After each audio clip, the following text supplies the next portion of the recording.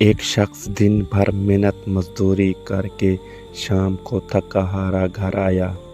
جیسے ہی وہ کمرے میں داخل ہوا تو اس کی بیوی نے مسکراتے ہوئے کہا، الحمدللہ، آج ہمارے خوشحال کھانے تیار ہیں۔ شوہر نے حیران ہو کر پوچھا، خوشحال کھانے؟ مگر گھر میں تو زیادہ سامان بھی نہیں تھا۔ میں جانتا ہوں کہیں میرے پاس زیادہ وسائل نہیں ہے، پھر یہ خوشحال کھانے کہاں سے آ گئے؟ بیوی نے نرمی سے جواب دیا، جی ہاں، یہ کھانے بہت خوشحال ہیں کیونکہ یہ تمہاری محنت کی کمائی سے بنے ہیں۔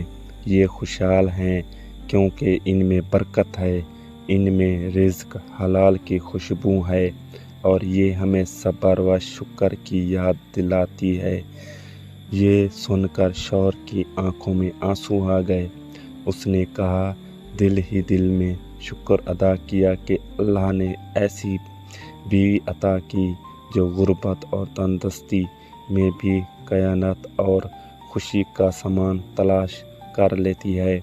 شوہر نے کھانا کھانے کے دوران بیوی سے کہا، دنیا کے سب سے امیر لوگ بھی اگر حرام کے کھانے کھاتے ہیں تو یہ خوشحال نہیں کہلا سکتے، لیکن ہمارے یہ سادہ کھانے واقعی خوشحال ہیں۔ بیوی نے سر جھکا کر کہا، میں نے اپنی ماں سے ہمیشہ یہ سنا ہے کہ رزق کی اصل خوشحالی کھانے کے ذائقے یا اس کی مقدار میں نہیں، بلکہ اس میں ہے کہ وہ کسی نیت اور کس محنت سے آیا ہے۔ اگر کھانے کے پیچھے نیک بنتی اور رزق حلال ہے تو وہ کھانا انسان کے جسم کو نہیں بلکہ دل و روح کو بھی سکون دیتا ہے۔ یہ بات سن کر شوہر کو اپنی غربت ہلکی لگنے لگی۔ اس نے سوچا کہ اصل خوشی کا تعلق دولت یا بڑے کھانوں سے نہیں بلکہ ان کے سکون اور شکر سے ہے۔ اگلے دن شوہر اپنے کام پر گیا۔ ایک دوست نے اسے کہا، تم اتنی محنت کرتے ہو مگر تمہاری حالت نہیں بدلتی۔ تمہاری چاہ کہ آسان راستے اختیار کرو، تھوڑا سا ناجائز طریقہ اپنا لو، پھر دیکھو دولت کیسے آتی ہے۔ شوہر نے مسکرا کر کہا، میرے بھائی، میرے گھر کی بیوی میرے سادے کھانوں کو خوشحال کھانے کہتی ہے کیونکہ وہ جانتی ہے کہ ان میں رزق حلال کی برکت ہے۔ اگر میں نے ناجائز کما لیا تو شاید دسترخوان بڑا ہو جائے لیکن سکون دل ختم ہو جائے گا، اور اگر سکون ہی نہ رہا تو دولت کا کیا فائدہ؟ دوست خاموش ہو گیا۔ اس سے پہلی بار یہ سوچا کہ واقعی سکون دل سب سے بڑی دولت ہے۔ رات کو جب شوہر واپس آیا تو بیوی نے پھر کہا، آج بھی ہمارے خوشحال کھانے تیار ہیں۔ اس دن دسترخوان پر صرف دال اور روٹی رکھی تھی، مگر شوہر نے اس کھانے کو دنیا کی سب سے بڑی نعمت سمجھ کر کھایا۔ کھانے کے بعد بیوی نے کہا، ہمیں یاد رکھنا چاہیے کہ خوشحال وہی گھر ہوتا ہے جہاں شکر اور صبر رہتا ہے۔